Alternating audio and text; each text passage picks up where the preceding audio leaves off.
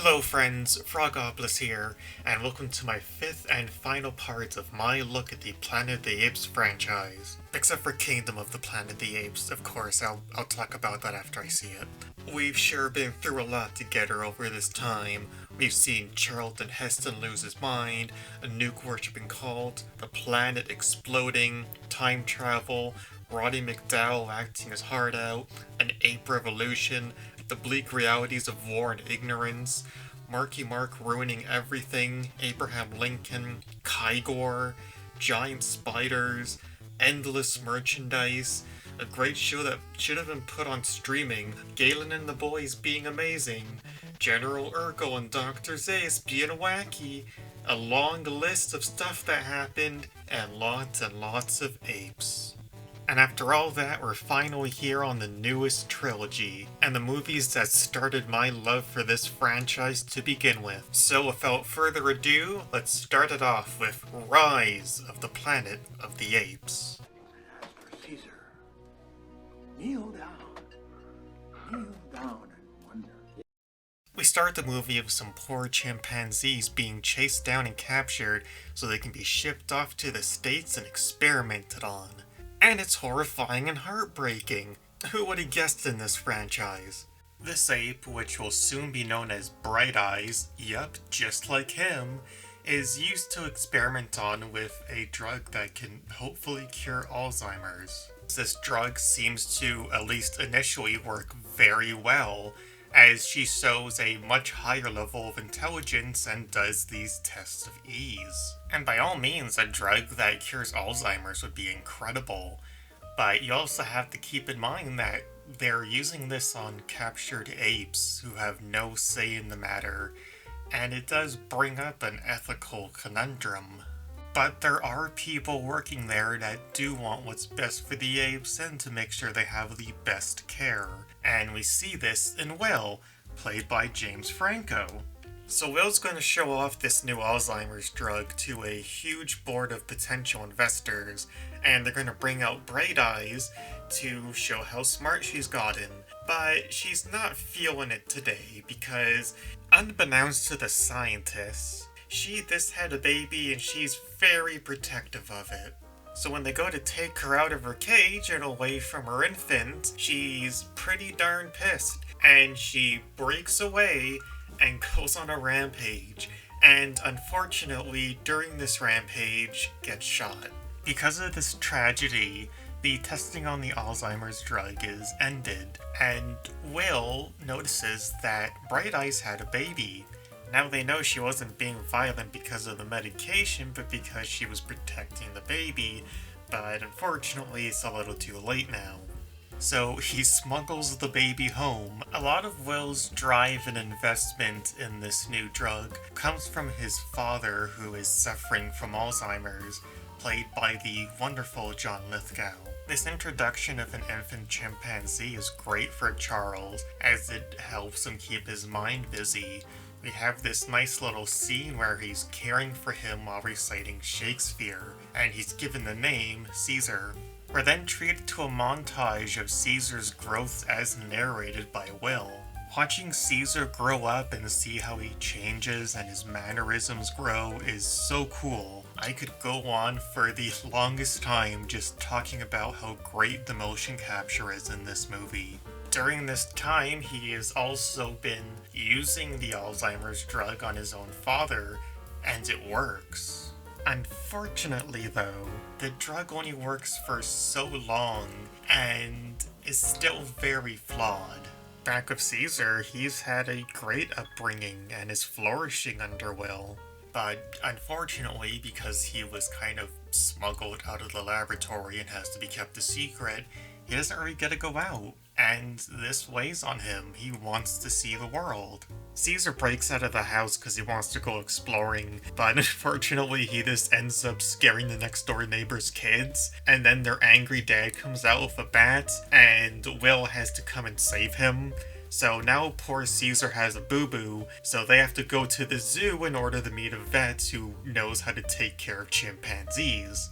This scene's mostly important because this is where Will meets Caroline, and she is going to be in the movie because they start dating. She doesn't do much, but hey, just in case you're wondering, why is this random woman here now? That's why. There's this great scene where they take him to the redwood forest, and he just starts climbing trees and he's having the time of his life. He's finally able to get outside and have that freedom he wanted. Then we have another time skip, and now Caesar's a big serious ape with big serious stuff going on. He's got ape taxes. On one of the days they're leaving the redwood, Caesar notices a dog on a leash, and that he's also wearing a leash. This juxtaposition is so strange to Caesar because this whole time he's just been just like the other humans. He wears human clothes and he talks to them through sign language. So he asks Will, what is he to him? And while Will has his reasons for having to keep Caesar on a leash, Caesar rightfully resents the fact that he's being treated as a pet and not an equal. So back with Will's father, like I mentioned earlier, the Alzheimer's meds eventually stopped working, and he gets in his car to go to work. This whole incident hit kinda close to home because I remember my grandfather going through stuff like this. Well, he never got in a car and then crashed into two other cars and then fought his neighbor and then had that neighbor have to fight off an angry chimp. There was still that fear that he would remember something from years ago and go to do that, or remember somebody from years ago and would become distressed. And I think that's why part of this story really hit home with me. To Caesar, Charles is his grandfather, so when he sees him in trouble, he's going to go help. And unfortunately, this is to the detriment to Caesar, because animal control's not going to be too happy about a chimp attacking a guy. Because of this incident, Caesar's taken away from Will and put into an ape sanctuary. This ape sanctuary is run by a Rip Torn. Say goodbye, Mr. Energizer Bunny. And one of the employees is Tom Felton, who you'll remember as Gran Gugnall from A Babysitter's Guide to Monster Hunting. Now, it may surprise you to find out that this ape sanctuary isn't very good. And poor Caesar, who's never been around other apes, is now the new kid on the block and looks like an absolute nerd in his sweater and pants, so of course they're going to pick on him. The second half of this movie sees Caesar being hardened by his surroundings as Gabagool acts like an absolute asshole to everybody. It's also important to remember that Will, over all of these years, has still been trying to push research on the Alzheimer's drug, and has shown that it started to work by telling his boss that he illegally smuggled it out and used it on his father. With this news, the boss is actually impressed with the results, and should see that it is still flawed and needs years of research. So he does the next best thing. He starts a new strain and goes immediately into testing so it can be fast-tracked to humans. Did you think you would go through one Planet of the Apes movie without seeing the horrifying results of human greed and ignorance? So they start testing the new drug on a new batch of apes. And they see that one of the new apes they have called Koba is real smart, so they're going to try using the meds on him. Unsurprisingly, Koba doesn't really like being tested on, so when they strap him down to start the test, he freaks out, knocks out one of the tubes, and one of the scientists' masks off. And gas comes out, hitting the scientist in the face before he can get his mask back on. And I'm sure nothing bad will happen from this. It's important to note that Will does not want to fast-track the drug to human testing because he does not know the effects of this new strain, and even though his boss says that it works great because it worked great on Koba, doesn't mean that it's going to work that way on humans too. Will knows this new strain isn't going to be working anytime soon because the previous one eventually failed with his father. And as much as I hate to say it, and as much as you can say Will's heart was in the right place, all of this is kind of his fault. He encouraged his boss to start the new strain, And he knows his boss wasn't going to stop. But Will does have the conscience to quit. Back of Caesar, he's just planning his escape, and it's amazing. I love this entire second half of the movie. He starts communicating with the other apes, and they start seeing him as this leader figure. He even meets another ape called Maurice that knows sign language so they can communicate. Andy Serkis is so good as Caesar. He's such a great actor. He just brings so much life and personality to the characters he plays. Will goes through a lot of time and trouble to get Caesar back and bring him home, but when he arrives there, Caesar doesn't want to leave because he has some serious monkey business going on. Deep down, I think Caesar still loves Will, but still feels betrayed by him, and he has found his place amongst the other apes. He wants to free them, so he's not going to go with him. There's also an extra layer of sadness knowing that Caesar doesn't seem to know that Charles died. I always wished Will had thought to tell Caesar about Charles's passing, because Charles was so important to Caesar. Caesar is able to escape from the sanctuary, go all the way back to his old home, take enough smart juice back to sanctuary, break back in, and then this gives it to all the other apes, and now they're all smart as heck now. This scene's so great. Caesar goes into the playpen to lure out Grand Quignal, and he starts threatening him with a cattle prod saying, "Hey, get back in your cage." And Caesar grabs him by the wrist and just yells, "No." Oh fuck, it is such a good scene. And of course, when Caesar grabs his wrist, Tom Feely says the line. Say the line, Bart! I didn't do it.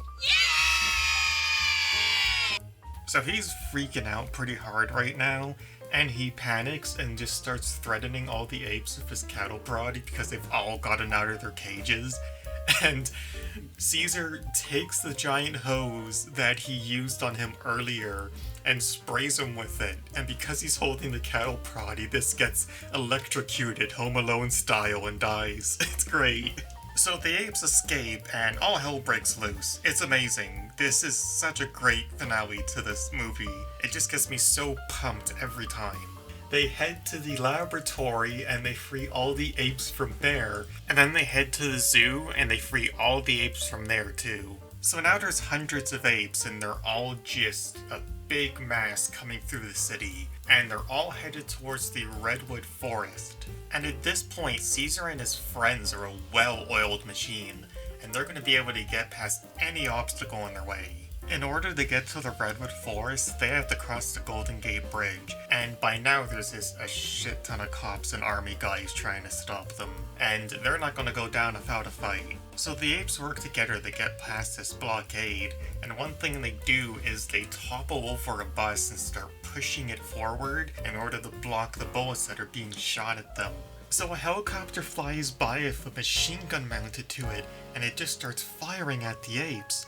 So one of the gorillas called Buck just leaps onto it and causes it to go out of control and crash. As badass as this moment is, he does die during it, so that sucks. This helicopter attack was ordered by Jacobs, who is Will's boss. So this helicopter is now on the side of the bridge, this teetering about to fall, and Jacobs is desperately trying to find help. And then Koba comes by and pushes the helicopter into the ocean, killing Jacob. After some casualties, the apes do manage to get to the redwoods and make their escape. While they're making their escape, Will meets up with Caesar and tries to get him to come home. And in a very poignant scene, Caesar gets up right close to him, hugs him, and says, "Caesar, home." While they will be hunted down, Caesar and the other apes have achieved freedom, and this is all they ever really wanted. You'll see during the entire revolt from the apes that they're mostly non-violent unless they're being attacked. While this pacifistic nature will be challenged in the future, it is interesting to see that these now more intelligent apes took a more peaceful road to freedom. But the apes aren't really going to have to worry about humans for a while, because remember the guy who got hit by the gas? Well, he got sick, and then, while he was sick, he sneezed on somebody, and then he died. And who did he happen to sneeze on? Well, Will's neighbor. And Will's neighbor's a pilot who goes into work even though he's sick. So that is absolutely horrifying, and we see the ramifications of this in the next film, Dawn of the Planet of the Apes. To the rest of the world to find out who else is out there, so that we can start to rebuild and reclaim the world we love. Dawn of the Planet of the Apes takes place 10 years after the first one, and we see the devastating results of the contagion that's been called the simian flu, and how it's basically killed most of the humans except for those who were immune. With this absolutely depressing turn of events, we see the collapse of modern society. We also see how the apes live now and how they have established themselves in the woods. It's really interesting to look at. They have their own little ape city, and we see them teaching each other and making things and going hunting. It's really neat. Also, I may as well point it out since you're going to notice, when I was recording clips for the review, it didn't save the subtitles for the sign language that they use, and they use sign language like 80% of the time, so I'm just going to try my best to put the most accurate thing there possible.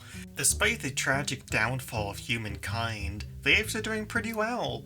Caesar has a family, his wife just gave birth, and he's great friends with Maurice. Everything's going great. So humans aren't completely extinct. Some of them were immune to the simian flu, so there's just a small percentage of them now that's trying to survive in the world. It's not looking good. While some of the apes are out doing their hunting, they run into some humans, and then one of the humans gets spooked and shoots one of the apes in the shoulder. Good going, Miguel Alvarez from Oz. Ah, cool. Now this is a huge screw up, but thankfully Malcolm is here to sort everything out, because Malcolm is a cool human. Caesar shows up to see what all the fuss is about, and when he sees that one of his apes has been shot in the shoulder, he's pissed, and he politely asks the humans to leave.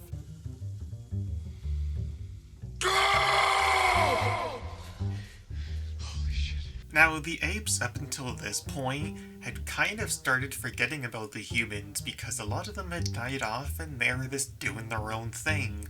So this whole incident just kicks the hornet's nest. And they soon find out that it's not just a small group of humans, but a whole settlement of them that are pretty close by actually. This worries the apes quite a bit, and Koba, remember that guy, suggests that they go to the city as a show of strength to tell them to leave them alone. This settlement of people have their own problem. The reason the humans were even in ape territory, even by accident, was because they're looking for a power generator, and that generator just happens to be right where the apes are living. So Caesar goes to the human settlement and brings everybody. And he basically says, hey, we don't want any fighting or war or any of that. We just want to do our own thing. You guys can stay here and do your human stuff. We're gonna go back to our place and do our ape stuff. Alright, see ya! That promise is going to be kind of hard to keep with the whole power generator thing, so the humans decide to send Malcolm in to be their messenger and say, hey, we kind of need that power generator. Can we have a bit of power? Caesar is understandably not too happy to see Malcolm after all that, and Malcolm just has to beg him and say, please, we seriously need that power generator. We'll do whatever you need. Now, Caesar's a reasonable ape, and he sees that this Malcolm guy's well-meaning, so he gives him a chance. And he says that Malcolm can do whatever he needs, and unfortunately, Malcolm needs to bring people with him to help, and one of these people is Mr. Itchy Triggerfingers. A number of apes are understandably kind of worried about this, especially Koba. Koba shows his scars from when he was experimented on years ago. Koba went through hell with the humans, and you can understand his distrust for them. This is also a good time to bring up Caesar's oldest son, Blue Eyes, who looks up to his father but is also inexperienced and still growing up and learning about the world. At the beginning of the movie, we see his inexperience and overconfidence get the better of him.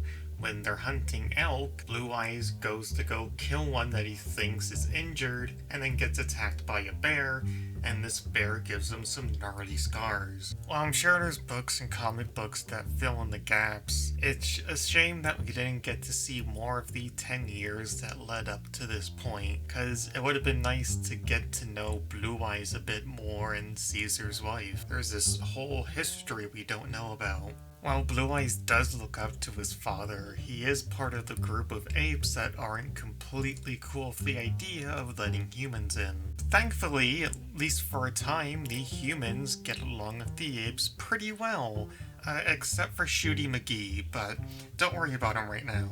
Kubo, though, Kubo doesn't fully trust the humans still, so he brings some of his buddies along to the human settlement to see what they're doing. And, oh hey, they have a bunch of guns, and they're practicing their aim. And to make things worse, while the humans are working on the dam, they find out that Carver brought in a gun because he's a dumbass. Caesar wants to get rid of all of them right there and then, and the only reason most of them are allowed to stay is because, unfortunately, Caesar's wife is sick after giving birth, and Malcolm's wife, Ellie, has the supplies on her to help with her sickness. They also immediately get rid of Rudy Tooty Shooty, and now they have 2 days to get the power working. Koba comes back from his little outing and demands to talk to Caesar, and he isn't too happy to see humans walking about. And he pushes down Alexander! Don't push Alexander! Thankfully, Maurice steps in to tell him to cut it out. Did I mention how cool Maurice is? Maurice is the best. Caesar confronts him, and Koba just starts yelling at him, saying, "You love humans more than apes. You love humans more than your family. If you love humans so much, why don't you marry one?" And this pisses Caesar off, so they start a monkey fight. So the fight gets pretty intense, and Caesar just starts beating the crap out of Koba. And he realizes this probably isn't the best look, and it's not his way. So he stops, and Koba asks for forgiveness, and they both go their separate ways, but things aren't really resolved. And you'll notice that he doesn't mention the fact that he found the humans practicing with guns. I really had to take a moment here just to talk about how great Toby Cabell is as Koba. He's a fantastic antagonist. Great job, man. Later that day, Koba starts talking to Blue Eyes and tells him that his father's love for humans is blinding his judgment, and that he's just worried about the safety of him and the rest of the apes. Here we start seeing the beginnings of Koba's plan. The next day, he goes back to the human settlement and confronts 2 guys that are doing target practice. He lulls them into a false sense of security by just being a silly little guy, before reaching for a rifle and shooting them both to death. Back with Malcolm and the others, they've actually gotten the generator to work, and the dam is fully functional. The human settlement has power again, and there's this great little scene where they go to this abandoned gas station, and they can see everything's turned on, and one of the guys finds a CD and this starts playing music, and for this brief, beautiful moment, the humans and apes seemingly have a chance at peace. But of course this moment is just ever so brief, because Koba goes up to Carver, this chillin' in his truck, and murders the shit out of him. Then he takes his hat and gets a rifle and just shoots Caesar as his other men start a fire so they can blame the fire and Caesar's death on humans. So now the humans just have to make a mad dash out of there because the apes are just gonna be on a warpath.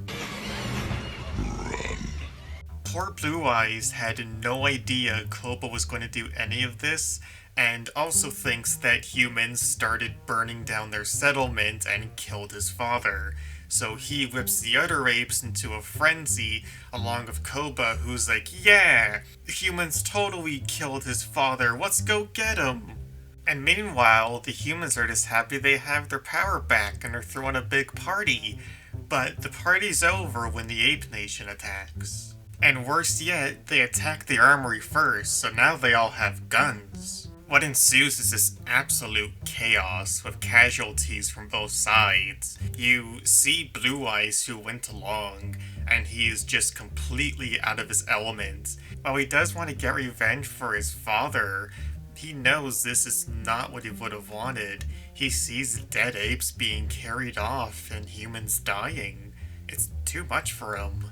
On the other end of things, Koba is relishing in the chaos, as deep down this is what he's always wanted. It's pretty much the antithesis of the first film, where instead of this inspiring scene of the apes working together to get across the Golden Gate Bridge to freedom, you instead have this bloody, chaotic mess that is all simply for control. Soon the attacking apes overpower the humans and quickly take over the settlement. But hope isn't entirely lost, because Malcolm and the others make their way back the next day and find out that Caesar is alive. Barely alive, but he's alive. He's able to tell them that it's Koba who shot him, and they know where to bring him to heal up for the time being. His old house. I wonder how Will's doing.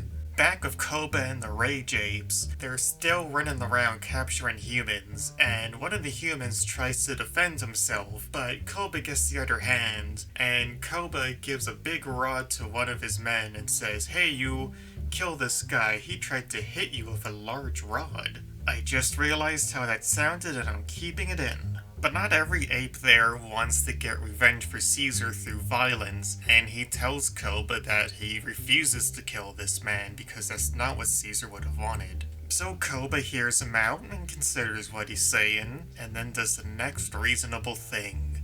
He drags the ape up the stairs and tosses him over a banister to his death. I'm starting to think this Koba guy isn't doing all this with the best intentions. Back with Caesar and the others at Will's old home, we see a quarantine poster on the front of his house, subtly telling us what happened to him in a moment of cruel irony. Caesar lets them know that Will was a good man, and we see some old photos of the two. It's very touching. They need medical supplies for Caesar, but the only place to get that is in the city that's been taken over by Koba, so Malcolm has to Sam Fisher's way in there to get them. On his little stealth mission, he sees that all the humans are being put into these large cages, and any ape that defies Koba is also being locked away. But don't worry, because Malcolm's sneak level is maxed out, and he's able to get his supplies, but he does run into Blue Eyes while he's there, and he decides to let him know that his father's alive and that he should come with him. So Blue Eyes goes back with Malcolm and has a reunion with his father, and his father tells him that it's Koba who shot him, and Blue Eyes must feel real silly for going along with Koba now. Blue Eyes starts freeing all the apes that were put in prison, and then all those apes free all the humans. Caesar goes to confront Koba and is like, "Hey, what the fuck, man?" And Koba just starts calling him weak. So this starts round 2, but is Koba ready? While Koba and Caesar are having their duel of the fates, Malcolm confronts Dreyfus, and Dreyfus's whole plan is that he's just gonna blow up the tower that all the apes are on. Malcolm tries to tell him that this is a terrible idea, and that Caesar's a cool ape that's gonna fix everything, don't worry about it, man. But Dreyfus is having none of it, and it doesn't seem to matter because they've already called the army and they're on the way. So that's not good. Meanwhile, Caesar and Kubo keep having their big fight, and it's pretty great. I really like the fight choreography here. It's just a really good scene. While they're fighting, Dreyfus decides that blowing up the tower along with himself and his 2 companions is the best option at the moment, and I don't think he's right, but he does it anyway. Don't worry, Malcolm's fine. And this explosion, of course, just causes more chaos. There's just apes flying everywhere. Caesar does a sensible thing and stops fighting and starts helping the apes that are stuck under rubble. But Kubo only cares about Kubo. So he gets a rifle and starts shooting at the other apes. So Caesar lunges at Kubo, and Kubo this goes flying and ends up hanging on the edge of a little beam. And Caesar goes up to him, and Kubo says, "Ape does not kill ape." But Caesar this saw the fact that Kubo just started shooting at a bunch of apes, so I don't think he's going to get through to him. Caesar picks him up by the wrist and says that Kubo is not an ape and tosses him to his death. As triumphant as this moment comes across, this one action is going to haunt Caesar for the rest of his life. We end the movie on a solemn note, like a lot of times in this series, where there's no winners and things are changed irreparably forever. The army is on their way and the apes will be on the run for the rest of their lives. We end on this beautiful shot of the apes rallying around Caesar, unsure of their future. And that brings us to the third and final entry in this trilogy, War for the Planet of the Apes. All of human history has led to this moment. If we lose, it will be the last of our kind. It will be a planet of apes. This film takes place 2 years later, and we see that the army has been relentlessly hunting down the apes, and one of the first things we notice is that some of the apes are actually helping the humans. This is the cause of the fallout from the last film, as there's still apes that are loyal to Kubo even in death, and they see the apes fighting with the humans as a losing battle, and they have lost faith in Caesar. This movie wastes no time showing you how dire the situation is for the apes. They're able to repel the attack and even capture some soldiers to interrogate, but they suffered heavy casualties in the process. When they're interrogating the soldiers, the gorilla that's with them called Red calls Caesar a failure. I'm gonna try to make little fun remarks here and there, but this is the most depressing Planet of the Apes movie. So, yep, have fun. They keep Red as a prisoner, but they let the humans go as a gesture of kindness. They want to show that they're not the violent savages that the humans think they are. Though this is short-lived, as Red attacks one of the guards and escapes shortly afterwards. Caesar and his men head back to their sanctuary, and we see that they've made it inside of this beautiful, lush forest area of a waterfall, and god, it's just an incredible set. It's important to note that the army that had been looking for them only just found this fort that they were using, and they don't know where this sanctuary is.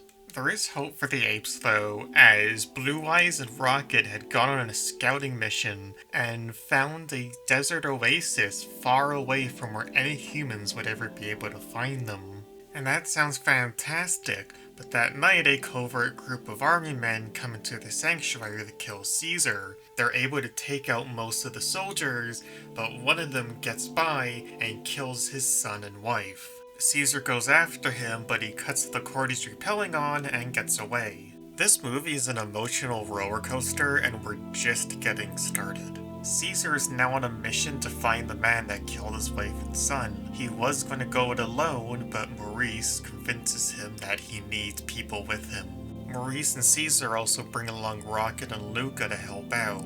There's this absolutely heartbreaking scene where he has to say goodbye to his youngest son Cornelius, who thankfully survived the attack, as he has to go his own way. With it no longer being safe at their current sanctuary, the rest of the apes have to make their way to the desert oasis that they were told about. In a sign that peace is no longer an option, we see a normally pacifistic Caesar and company carrying rifles. And it's not long before they have to use them. In their travels, they come across a rundown farm, and they see that there's a guy there. He seems to just be trying to get by, but he's also spooked by this sudden group of apes. He puts his hand on his pistol, and he's gunned down. You can see in this brief interaction that humans are more or less worse off than they were even 2 years ago.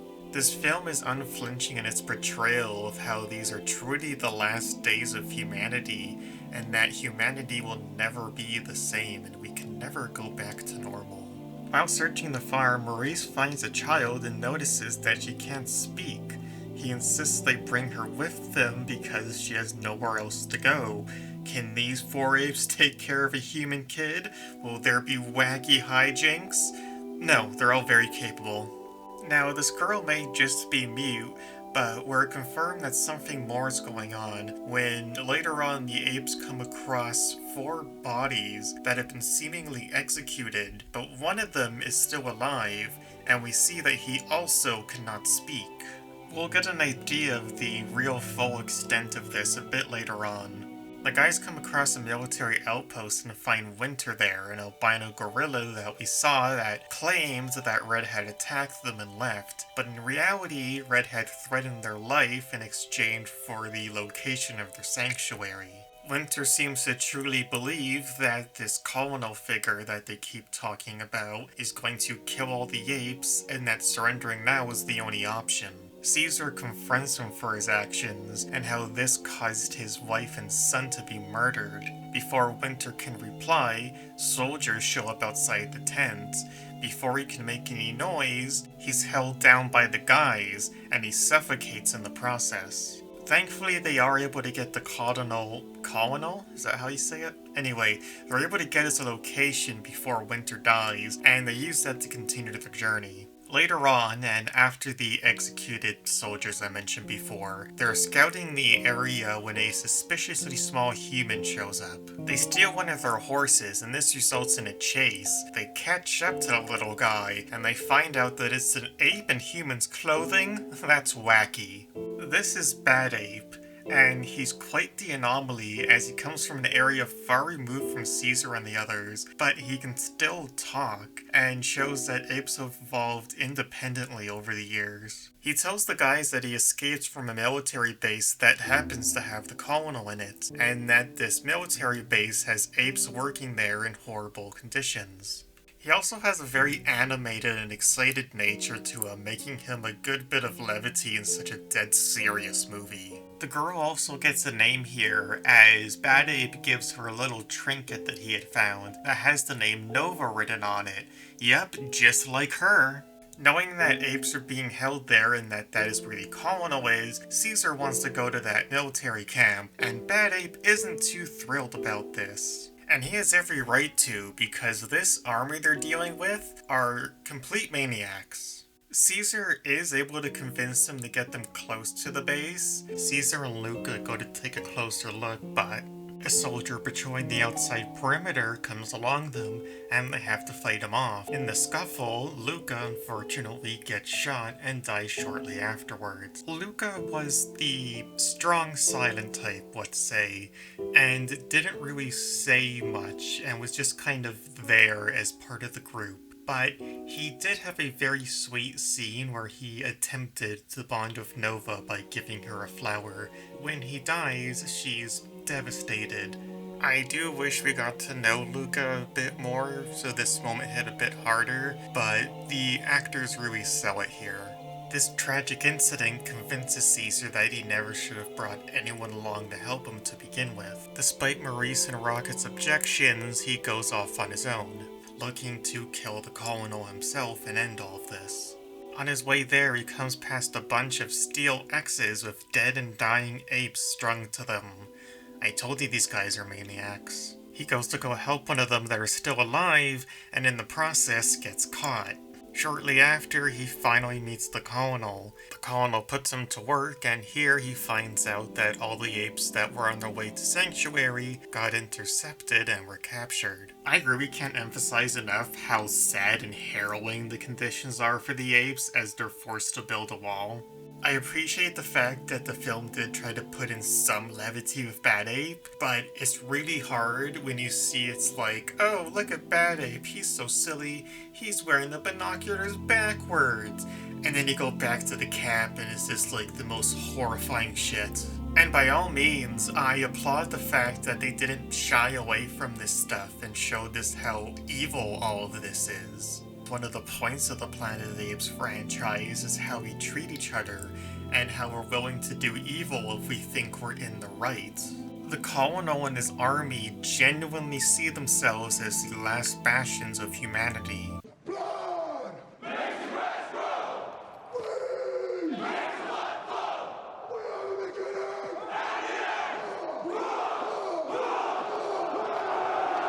the end! And this to emphasize how wrong they are. The reason they're forcing apes to build a wall is because other areas of the army want to stop them because they're violent extremists. And we see this extremism firsthand from their colonel, played by Woody Harrelson. This guy is scary, and I'm not even talking about his character. Caesar is forced to work, and it's as horrifying as you'd think it is. One of the apes accidentally causes an accident that destroys part of the structure, and Red is ordered to punish this ape. Caesar stops him and starts a mini rebellion, but it's quickly squashed. Because of this, Caesar is strapped to a large wooden X, and I'm pretty sure this is symbolic of something, but I can't really put my finger on it. Later that day, Caesar is brought in to talk to the colonel in a particularly tense scene. Here we get to truly see the depths of his evil, as the colonel describes killing his own son because he got infected with the simian flu and lost his voice. There's also this excellent bit of tension building, as when he starts the interrogation, the colonel puts on a pot of water, and it's not really given much attention, but you're this sitting there the whole time like, oh shit, what's he gonna do with that? And then he just ends up making tea, but Jesus Christ. Despite everything, Caesar not only calls out the colonel for his actions, but also demands that the apes are given water and food. This is why I love the character of Caesar, because even in the face of certain death, he still wants what's best for everybody. Thankfully, Maurice, Rocket, Bad Ape, and Nova are making a plan to free everybody. Bad Ape takes a tumble and discovers that there's a whole underground facility underneath the base. Good job, Bad Ape. When Caesar is strung up on the completely non-symbolic wooden axe, Koba shows up as a hallucination, and he tells him that he must take his place in the circle of life. Wrong movie. He tells him he's going to die and he should give up. Jeez, Koba, even from beyond the grave. The next day, the apes are finally fed and given water, except for Caesar, who's being left to die. That night, Nova breaks into the facility to give Caesar food and water, and also her little doll, and goddammit, I'm not crying, you are. Is this a scene showing the true beauty of human nature? Nova's gotta skedaddle out of there because soldiers are coming, so Rocket, being the awesome guy he is, causes a distraction and fights the biggest guy in the room. He gets himself captured, but he looks pretty badass doing it. Also, the next day, the colonel finds the doll inside Caesar's cage and just decides to pick up this mystery object because he is continuing the long tradition of antagonists being complete geniuses. So now Caesar and Rocket are both in the prison, and they're communicating to Maurice and Bad Ape through sign language that they can see through the binoculars. It's really neat. That night, they hatch their plan to break everybody out. Part of this plan is Rocket getting the other apes to throw mud and, other things at one of the guards. He gets real mad and goes into the cage completely on his own because he learned nothing from Grumbly Bumbly from the first movie. The underground network they found this goes right underneath the cages, so the soldier just gets pulled down through the ground and all the apes start to escape through the hole. There's this really nice scene that calls back to the first movie, where Nova is asking Maurice what she is. Is she an ape? Is she a human? And Maurice tells her that she is Nova. And damn it, there it goes again, I'm crying. So all the apes make a mad dash right the hell out of there, and they can't catch all of them. Caesar stays back because he wants to get his revenge on the colonel and make sure he can never hurt anyone else. But Caesar doesn't really have to worry about the colonel anymore, because that dummy gave himself the simian flu. So now the colonel has become what he feared the most, and Caesar decides he's not going to shoot him. The colonel can do it on his own. While all of this is happening, the other armies that were coming to attack them show up, and all hell breaks loose between them. So now the outside armies are fighting the Colonel's army, and they're also shooting at the escaped apes, and Red sees this and starts to think, hey, maybe this is all a really bad idea, maybe I shouldn't be working for these guys. Caesar is still there because he wants to make sure that the army is gone, so he takes a satchel of grenades and goes to go attack a giant oil tanker. And while he's making his attack, he gets shot in the leg with an arrow, and things don't look too good. But Red sees what Caesar is doing. He sees that Caesar is still fighting after all of this, and he finally realizes that he was wrong, and he takes a grenade launcher and shoots the guy who shot Caesar with it. Unfortunately, shortly after, Red is shot in retaliation. Caesar takes this opportunity to throw the satchel of grenades at the canister and blows up a huge chunk of the base, and then he makes his escape.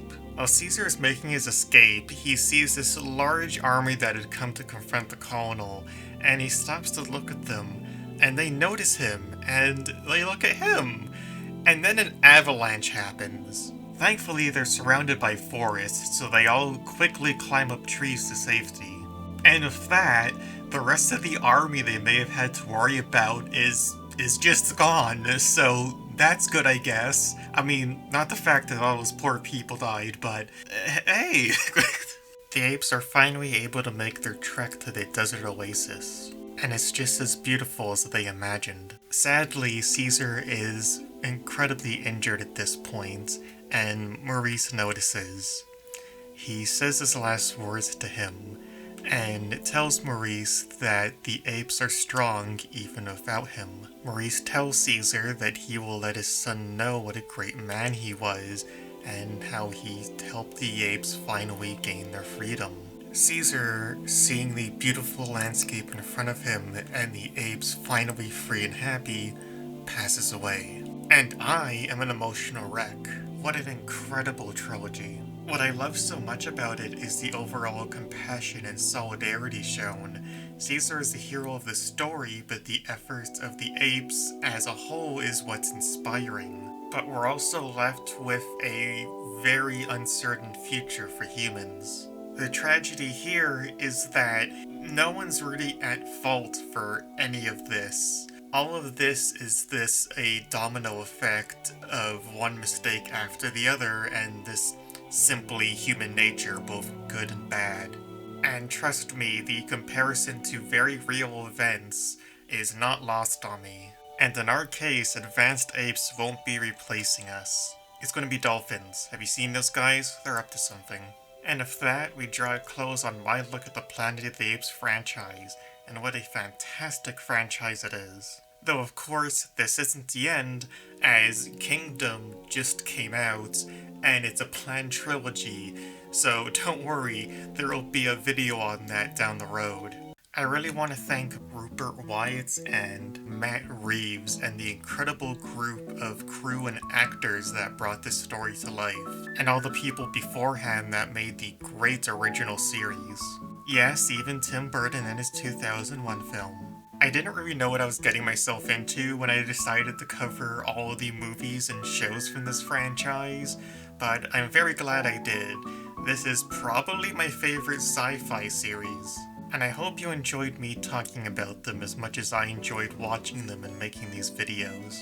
It's going to be kind of weird moving on to something else for the time being, but I have a pretty good idea of what I can talk about next. Thank you so much for watching, and if you enjoyed watching a frog talk about apes for almost an hour, maybe like and subscribe or leave a little comment. But either way, I'm just happy you dropped by. I'll see you all soon. Have a great day. Bye.